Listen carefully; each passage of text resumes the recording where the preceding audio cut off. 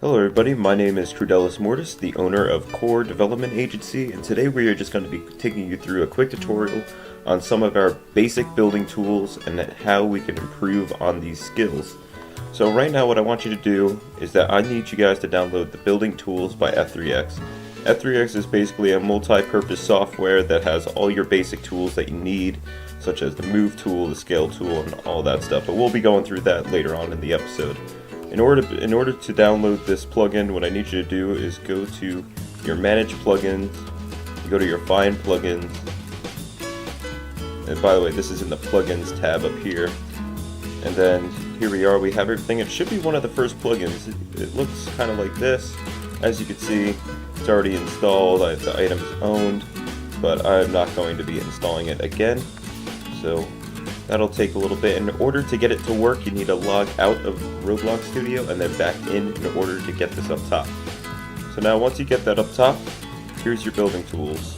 Now these tools are mainly for building specific items, and sometimes they don't correlate with, they don't usually correlate with the Explorer over here. This is how you see all your stuff. I made a couple things like those trophies down there, but sometimes the F3X will not respond well with the workspace, which we will be going over these tools in a couple seconds up here. But as for right now, we're going to be going through a tutorial on how to use F3X. F3X, like I had said, it's really useful, and you can do a lot of stuff. You can do a lot of stuff with it. So I'm just going to be taking you through some of the basics here. First off, we have let's just start off right from the start. In order to insert a new part, you have to go to New Part tool. It says right there, let's create new parts. Tip, click and drag where you want your part to be. So right now, I'm just gonna simply press the letter J. I'm already there, and then just click. And here we go, we have a new part. Now, if you go to Z, this is your Move tool.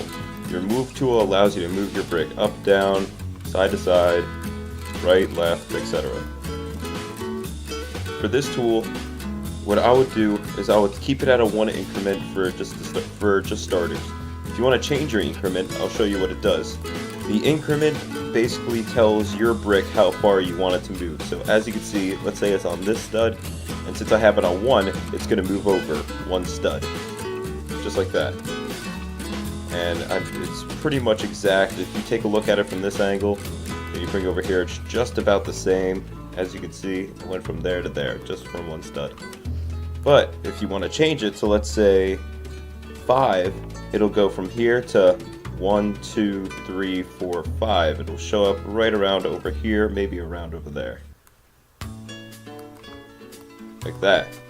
5 studs to the right. That's 5 studs right there. So that's how you basically change it. What I do with my building is that I make it 0.00000001. And now this, you can just move it wherever you want. You don't have to worry about how far it'll go, or if you go too far. It's very precise. So this is basically your Move tool. Next up we have our Resize tool, which is the letter X. This tool allows you, so first you want to click on a brick, and this tool allows you to judge how big you want these to be, how big your brick is to be. So once again, it's at increment number 1, which once again, the increment tells you how big you want your block to be every single time you, expand it. So from here, just 1, and then 1, 1, 1. But if you want to change it to, let's say 20, it'll go by 20, 20, 20. But once again, along with this tool, I like to go 0.00001 for the most precise here. And basically that just allows you to move it wherever you want. And that's the same for up and down, right and left, up and down here. You can go up, it could be literally as flat as a paper. So if you want to make some paper, it's pretty flat. But I find this tool to be one of the most important tools along with the Move tool. So I'm just going to go ahead and make you guys something real quick. And I'll speed the video up a little bit just to show you.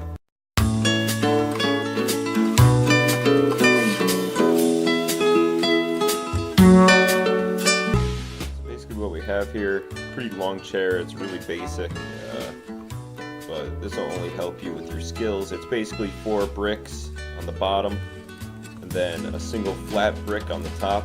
Like I said, it's about paper.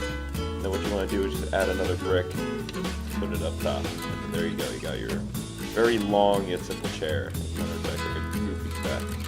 But for now, I'm going to show you how to use the selection tool.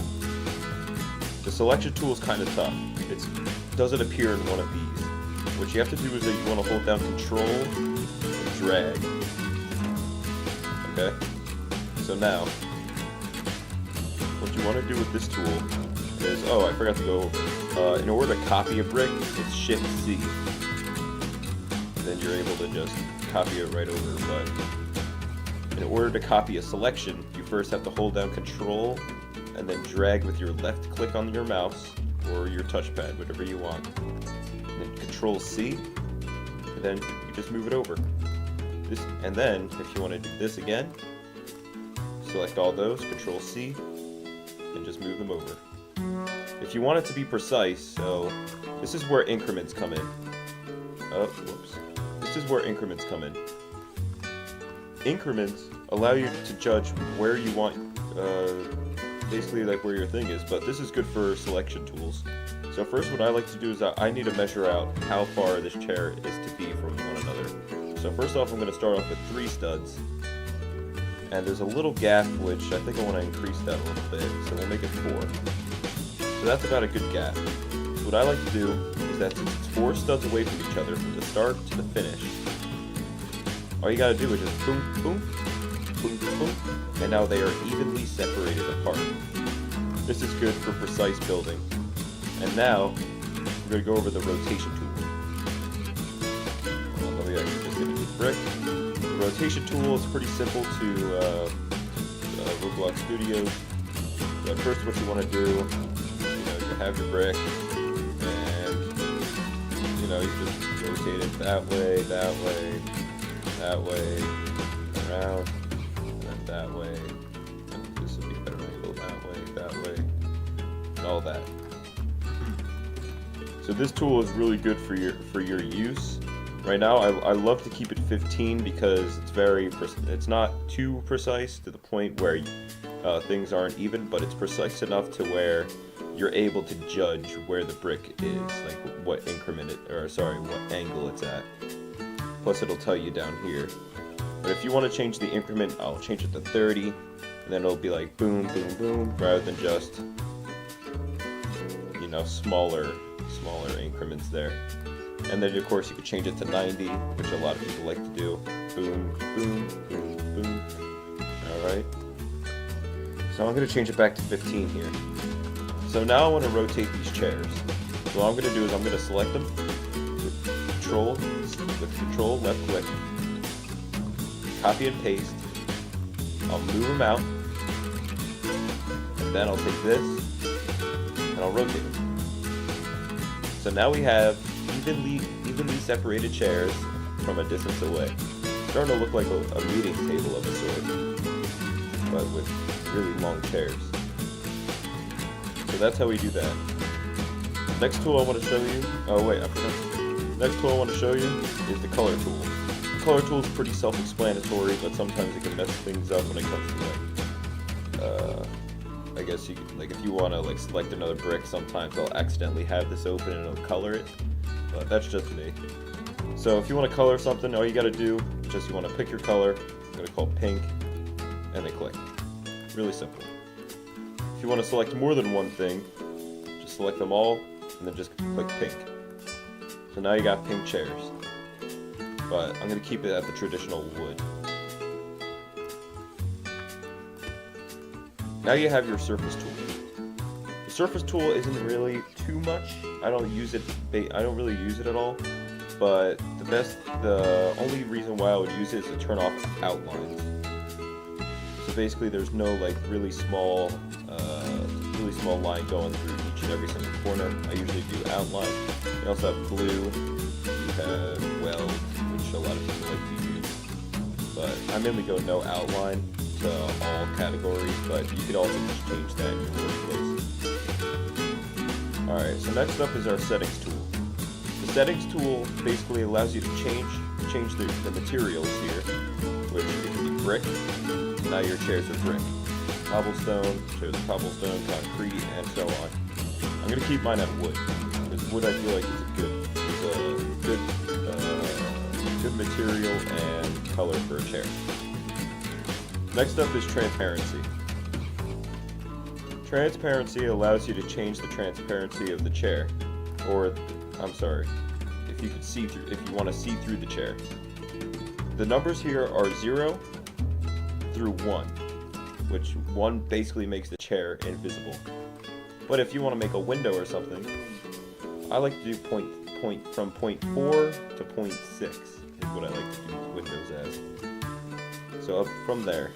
If you want to play it safe, point 5 is usually my go-to. Next up is the reflectance. The reflectance is basically, well, it's kind of self-explanatory. It basically reflects off the map. So there's 0, and once again it goes through 1. You can't really see it with wood, so I'll change it to smooth plastic. And see how really reflective that is? You can see the sky, it's just a reflection. But if we change it to 0, there's 0 reflections at all. There's only a little bit of sunlight, but that's with all the bricks. But I don't really use reflectance, but if I do, it's usually around 0.3, which you can kind of see the coloring, but not too much, especially on smooth plastic, but that's about all. We'll go back to wood. We have our collision tool. Collision tool allows you to walk through objects or not, so if there's collision on, you can't walk through the object. But if the collision is off, it'll give you the ability to walk through these objects. For example, we get to walk through the object. And that's basically that. I usually use the can collision tool for doors and etc. You know, doors, sometimes windows, depending on what window you want, and some other like building stuff, advanced building stuff that I'll be getting to. Here's your new part tool. This is the very first tool that we had gone over by just adding a simple brick. But if you select the down thing over here, you can add ladders, or otherwise known as trusses. You can create a ladder. You could go into wedge, which I would like to use the wedge for roofs of houses and just filling in pieces of builds. And corner I don't really use. Cylinder I use a lot. I use a lot for my builds. As a matter of fact, let me go over here. I use the cylinder for the stick here, and I use the cylinder for the stick. I use the cylinder for the puck. I use the cylinders for the base over here. You know, these aren't the best examples that I made. I had to quickly build these, but then here's your seat. Your seats are for your chairs here. So basically, if you want to make a seat for a chair, you first off want to make sure that it's pointed in the right direction, which basically you have to judge it by eye. So you may have to try it out a couple times in order to really get it, but there's really no real way of telling unless you look into the properties, which is in the bottom right, of which way is which. But me, I just do it the hard way. For making a seat, you want it to not be showing through the chair, or else your character will be floating. Next up, you just want to make it transparent, like we went over, the letter N. What this will basically do is that this will allow your character to sit on this chair. For example, I'll come over here, and if I want to sit, I sit. As you can see, I'm pointed in the wrong direction. In order to fix this, you got to go to your rotating tool, just rotate it around. Then as soon as you go in, boop, I'm sitting, I'm on the chair, I'm not below the chair, and it's perfect. As you can see, my character's a little bit forward, so if you want your back to relax on it, you just move the seat back. We'll come on over here and boop. It needs to be a little bit far further back, but we'll just leave it as it is. Now, here's where the increments really come into play. Do you remember when we said that these chairs are 4 away? So since the chairs are 4 studs away, you can easily just do that, copy, boom. Now they're in the exact same place as this chair. Boom, boom, boom, boom. Now, I didn't use the increments for these chairs, so it's going to be kind of trickier. First you want to rotate it so that you're facing the correct direction as these. You then change your increments to 0.001 like I did for these chairs. You kind of want to eye it here. So I would say it'd be right around there-ish. And now you just take your increment and hit 4, boom, boom, just all the way down to the last chair. So now we have seated chairs. For spawn, this is where you're gonna spawn. I wouldn't really worry about vehicle seat. The vehicle seat doesn't really do much, or at least for me. I've never actually really tried it actually. But spawn is basically just a spawn position that if you want your guys to spawn in. So, like for example, boom, since it's a spawn, just spawned in right there. Sit, sit, sit, sit, sit, sit. They should all work. Yep, alright, they all work like I predicted. So, there. And I'm pretty sure that's all really the things they have to know about that.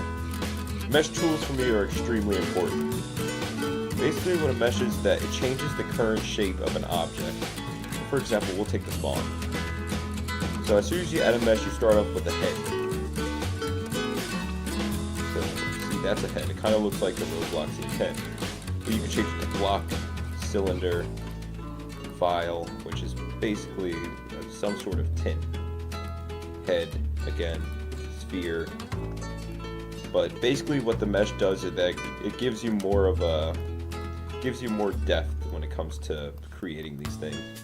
Like a trapezoid I use a lot of the times, you're able to change the size of it and stuff. And just a wedge.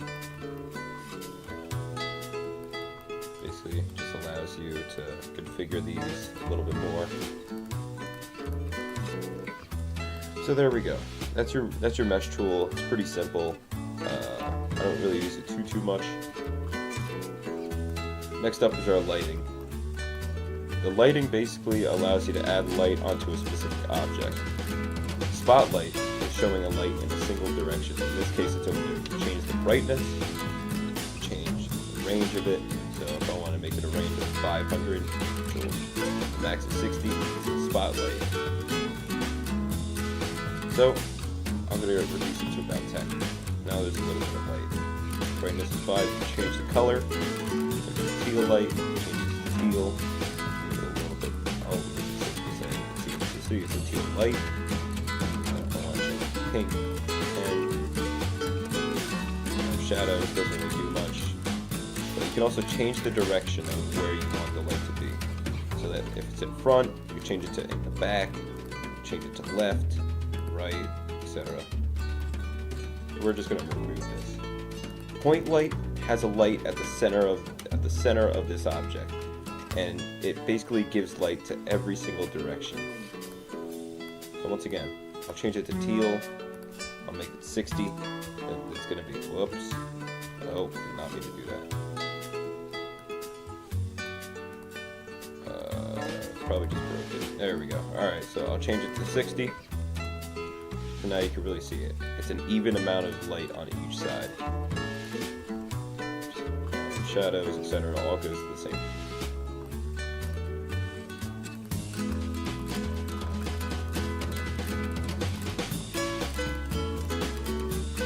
A surface light adds light to a specific surface of the brick. So it's basically a point light, but it'll follow your brick rather than it staying in the center.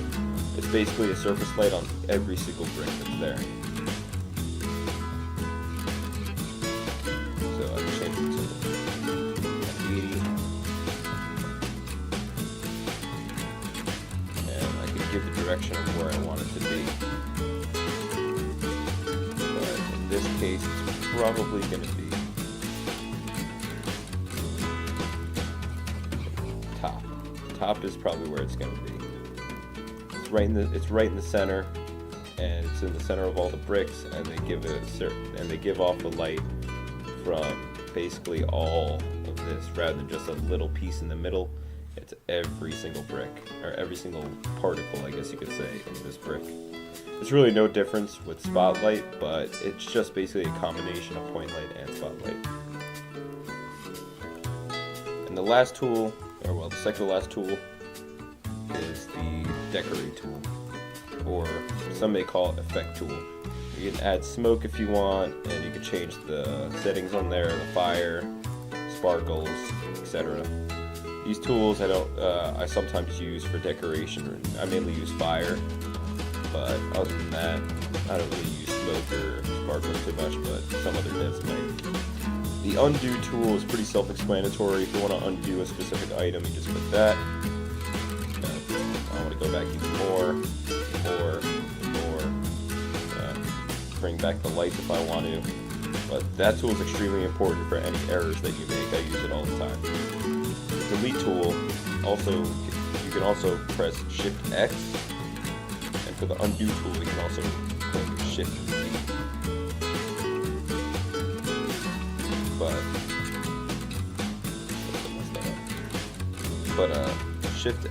I mainly use Shift X. It's a little shortcut, and then Shift Z in order to undo it. So I can just do this all day. And then the export tool. The export tool, you need to enable HTTP requirements, but I wouldn't really do that. I would just, select it and then go to File and Publish to Roblox as, but that'll be for another episode. But this is basically F3X for you. This is a simple software that everyone can use. It's really simple, but leave a comment in the comment section if you have any sort of questions with the tool. I'll surely be able to help you. I will quickly show you an example of what I had built with all F3X. Feel free to try it out on your own. I'll leave a link in the description for the plug-in tool if you need it. And thanks for watching.